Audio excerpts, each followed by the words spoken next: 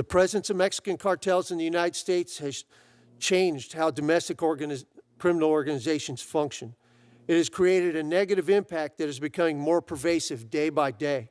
Street gangs, motorcycle gangs, and other domestic criminal organizations have all been relegated to the status of mere contractors and subcontractors for the cartels.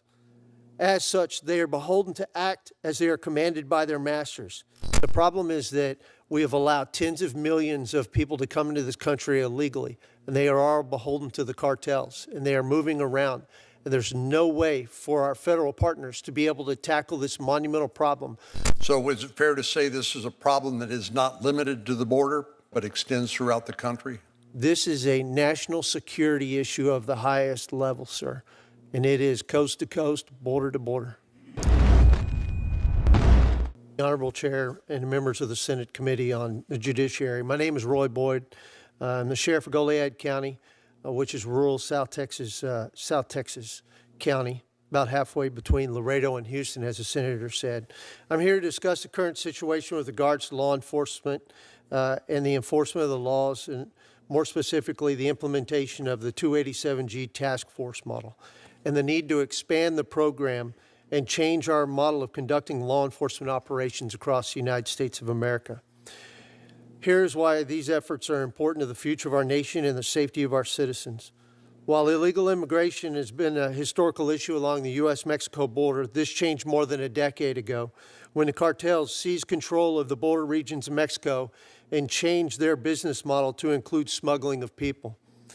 When this happened, the cartels began controlling who came across the border and began torturing and killing anyone who attempted to violate their control by crossing into the U.S. without paying the cartels. This control gave rise to a new way for the cartels to conduct business throughout the United States and beyond. In Mexico, the federal government leases territories to criminal organizations in what they refer to as the plaza system. The Mexican government allows cartels to conduct limited smuggling and trafficking activities in exchange for a monthly fee, with any activity above and beyond requiring additional payments to government officials as a tax on excess illicit commerce.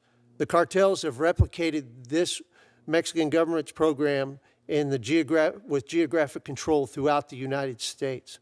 I've witnessed this firsthand when I was the Chief Deputy for Victoria County Sheriff's Office, which is next door to Goliad. The Gulf Cartel took control of the cocaine trade in Victoria and surrounding counties. They then leased the sole distribution rights for the dealing of pure cocaine to the Houston chapter of the Mexican Mafia. The Gulf Cartel then sent out people onto the streets to tell the other dealers that unless they were authorized distributors of pure cocaine, they would have to cut their product by at least 50% with inert material. After operations were underway, the cartel sent people back out on the streets to purchase cocaine from non-authorized distributors for the purpose of testing the product for purity.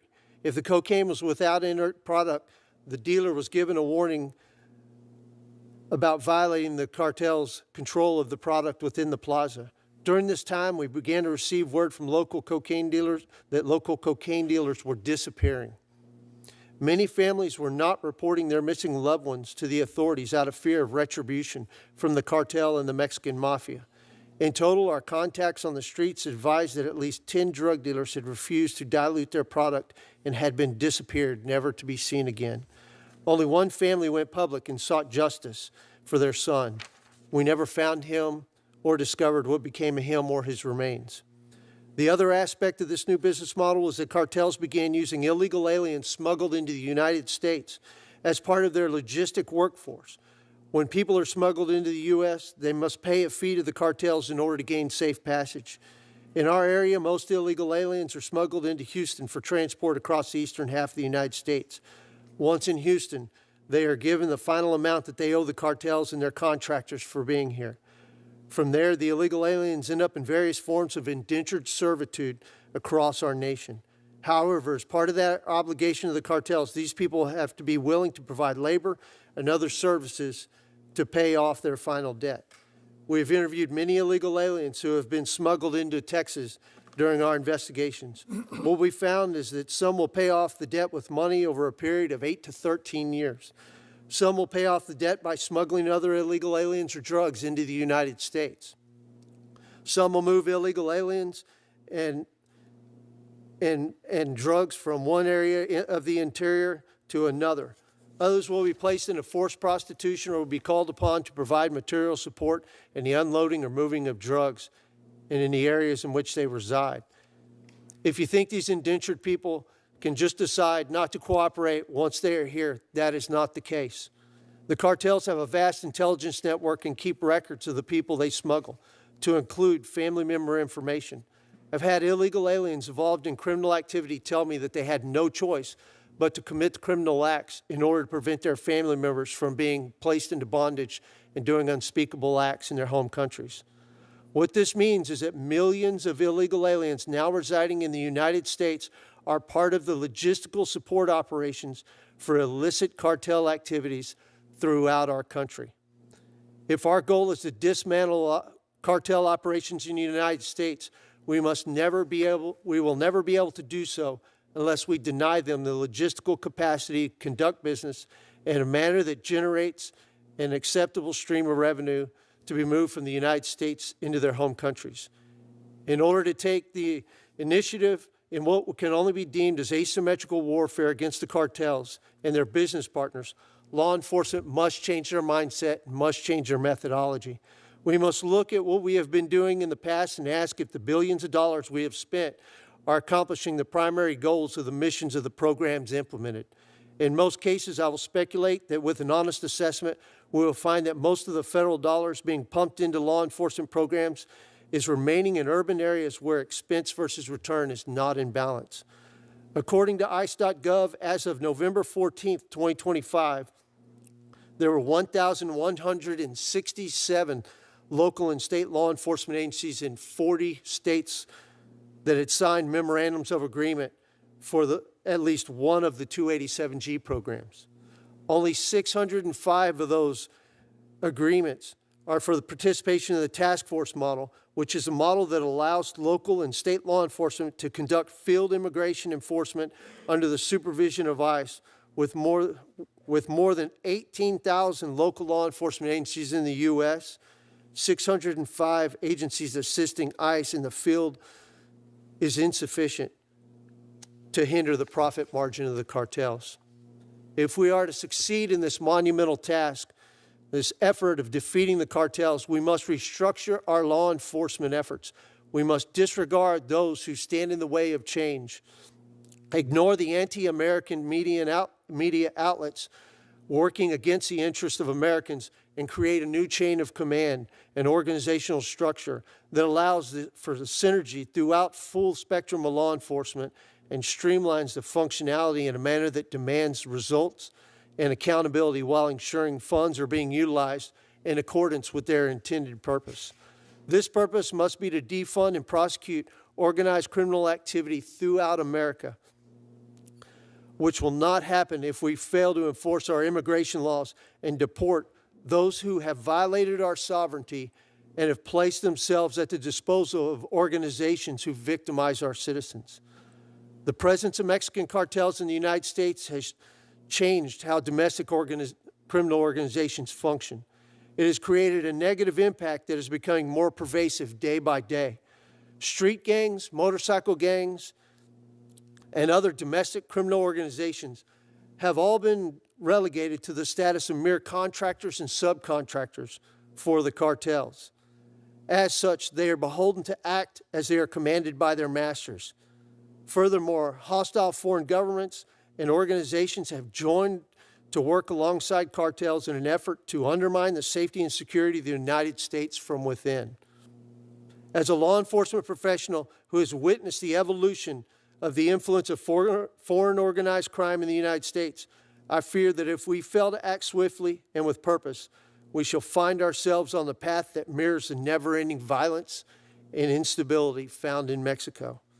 In the words of Peter Wrangel, the general of the White Russian Army in 1919 fighting the Bolsheviks, we must have the courage to see things as they are, to look at the situation squarely in the face and be ready for fresh ordeals.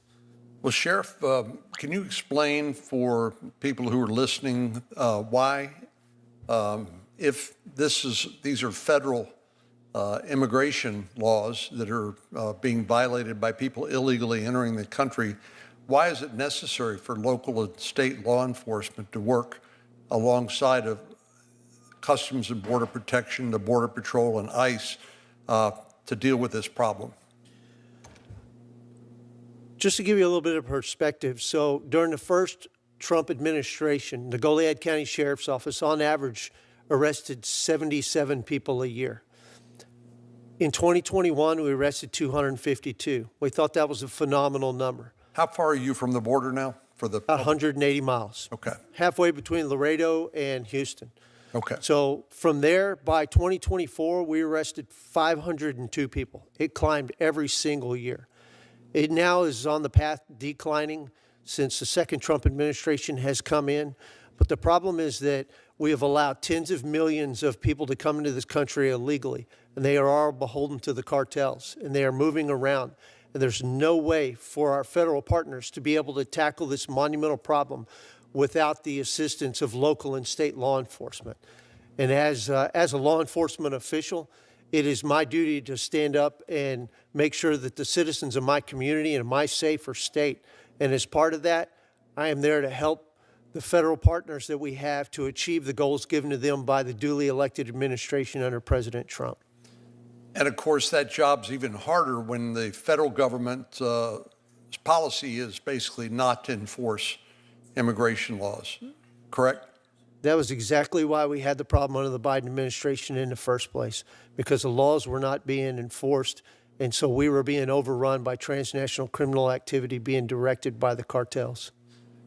I think some people who don't live in Texas or don't understand the nature of the border thought that this wave of folks from Mexico and Central America and around the world would be welcomed with open arms by local border communities, which are overwhelmingly Hispanic.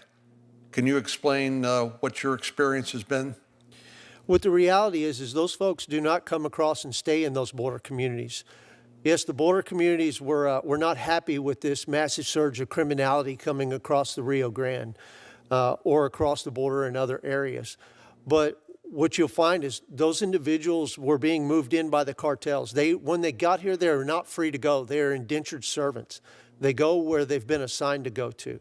And those individuals would come up and in our area go to Houston for distribution all across the eastern half of the United States. Same as the cartel does with drugs, they did with people. And they moved them all throughout the U.S. And so it's not so much a border problem, which is part of the problem we've had, is describing it as a border problem. The real problem is it's now a problem for the entirety of the United States of America, thanks to the tens of millions of people allowed to come across under the previous administration. So is it fair to say this is a problem that is not limited to the border, but extends throughout the country? This is a national security issue of the highest level, sir. And it is coast to coast, border to border.